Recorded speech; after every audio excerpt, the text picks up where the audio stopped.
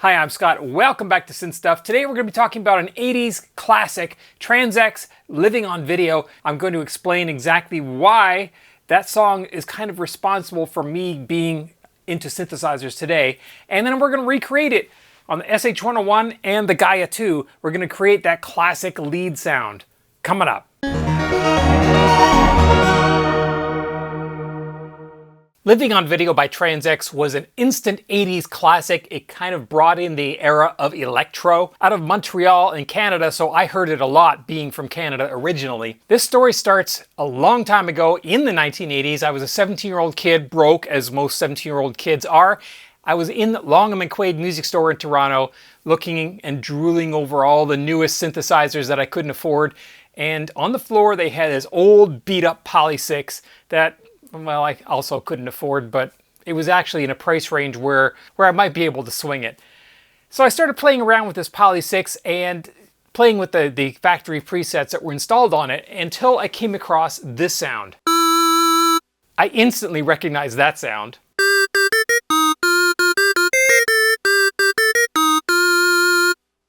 Yes, that's right. That is the sound from Trans-X Living on Video. It is a factory preset from the Korg Poly 6. And I know this for sure because I actually met Pascal a number of years later and he confirmed that yes, that was the sound that he used. But if you look at all the pictures and the videos at the time, it always has pictures of Pascal playing an SH-101, just like mine up there. His was gray, he had the handle on it, I have mine as well. But in the videos, that's what he's playing in order to make this sound. But clearly, it's the Poly 6 that was actually making that sound, and that was just for show. Or was it? The Poly 6 is a single oscillator synthesizer with a sub-oscillator. So is the SH-101. I wonder, can we make this sound on the SH-101? And if we can do it there, maybe we can also do it on the GAIA 2, because the GAIA 2 has an SH-101 model. So let's try it. I'm going to start with just the simple sawtooth. And I don't think it has a lot of sawtooth. I think it sounds like it has square and then the sub-oscillator, which is also square, maybe a little bit of sawtooth. First off, we need to bring it up in octave. And let's bring that down to bring these up. And then the sub, I think that's it right there. And a little bit of this. Maybe one higher. Oh, we're close. I told you it was going to be simple. Do we need any VCF?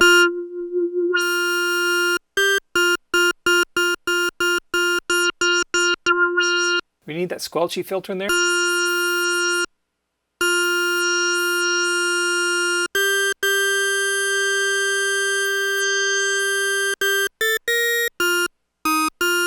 I think that's about right there.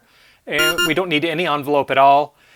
We do need, if we listen to the Poly 6, we definitely have an oscillator modulating the VCO. So here is our LFO here. So let's bring that up here. That's too fast.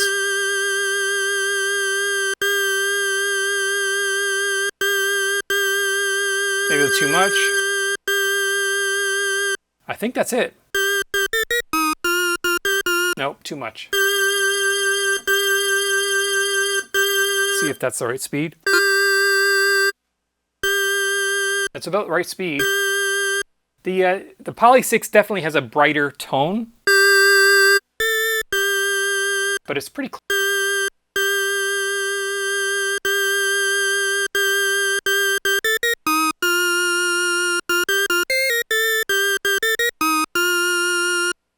That's it. 5 minutes and I got the sound on the SH-101.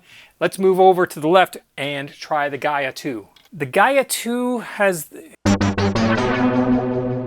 and we have to remember how to do this. We want to go into model mode, which defaults to the SH-101, and we want to initialize. Yes, we want to initialize. That gives us just a square tone. So now we have the 3 oscillators, and just like the SH-101, we have the square, sawtooth, and a sub-oscillator, which is also square, and I don't remember which one is which, so let's do one at a time. The first oscillator, well, let's set our ranges here first. What do we set them on the other one? We set them at 2. I think that's too high for this, but let's set these here. Oscillator 1 is a square wave. And that, I believe, is our sub-oscillator, because it does not change.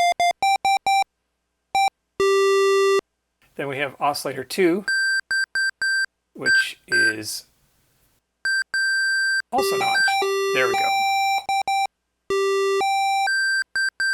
And then that is also a square wave. Oscillator 3, that's going to be our sawtooth. And why is it way up high there? Oh, that's why I'm confused. Okay, so this pitch range for oscillator 1 modifies both oscillator 1 and 2.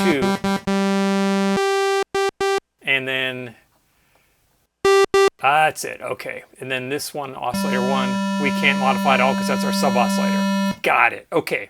I guess that makes sense because you can't modify the pitch ranges of the two oscillators in the SH-101 by default. Okay, and this was our sawtooth. This one and this one up, down. Let's bring this up. There we go. I'm getting closer.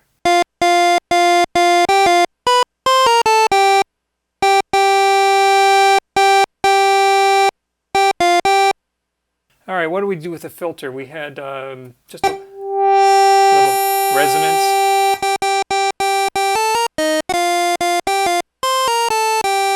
And then we had LFO, and we could do that just with the mod wheel.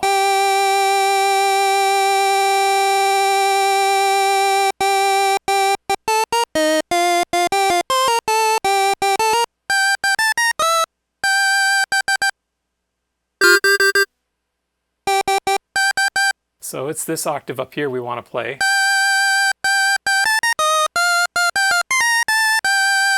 It's close. If I play it back on the SH-101,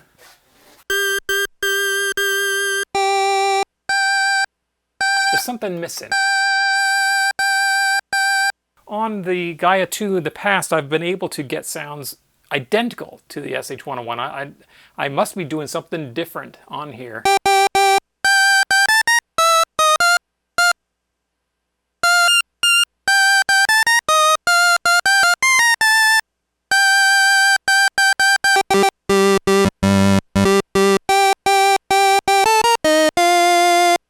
I'm kind of disappointed. I've been able to get sounds on the GAIA 2 SH-101 model identical to the original model, my original SH-101 in the past, and this one's just not cooperating.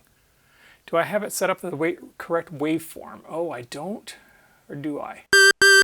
Oh, I had the wrong waveform set up for the... That's what it was. That's it. I had the wrong waveform on the first oscillator there. That's what it was. Okay, so now we can get that.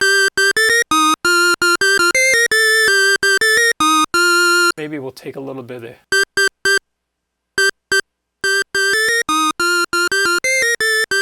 All right, so that's the GAIA 2. Here's the original SH-101. And here is the Poly 6. Pretty close. That's it. I hope you like what you saw here today. If you have any comments, questions, or suggestions, please leave them in the comment section below. If you could take a second, click like on this video, subscribe to the channel. Really helps me out when you do that, more than you know. Thanks for watching.